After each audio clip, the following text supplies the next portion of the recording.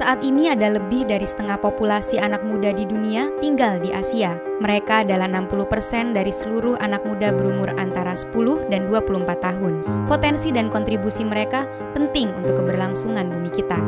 Sayangnya, masih banyak anak muda yang masih menghadapi tantangan seksual dan kesehatan reproduksi. Ini bisa membuat mereka mundur.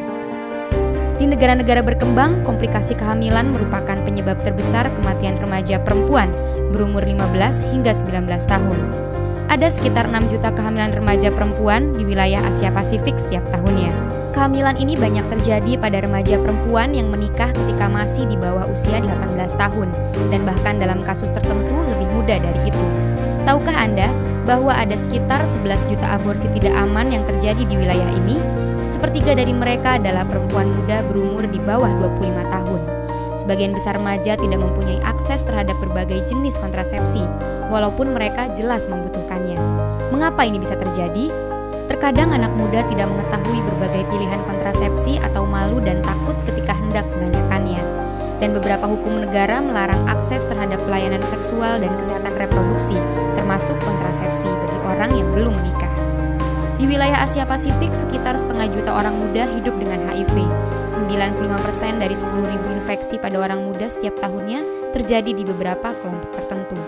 Sementara hanya 30% remaja laki-laki dan kurang dari 20% remaja perempuan yang memiliki pengetahuan komprehensif mengenai HIV.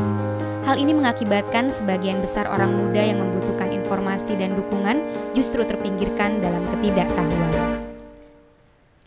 Lihat, tidak ada solusi yang bisa berdiri sendiri, besar atau kecil. Sebaliknya, apa yang kita butuhkan adalah tindakan bersama yang saling terkait. Ayo kita mulai dengan sesuatu yang mendasar, pendidikan seksualitas yang komprehensif, yaitu yang sesuai umur dan tidak menghakimi, yang akurat dan disampaikan oleh guru terlatih, dan yang mendapat dukungan baik di dalam maupun di luar sekolah. Namun pendidikan seksual yang komprehensif tidak akan berhasil jika tidak disertai dengan tersedianya pelayanan dan konseling kesehatan seksual dan reproduksi yang ramah remaja. Selain itu juga harus bersifat pribadi dan rahasia, terjangkau, dapat diakses oleh semua, dilayani oleh penyedia yang terlatih.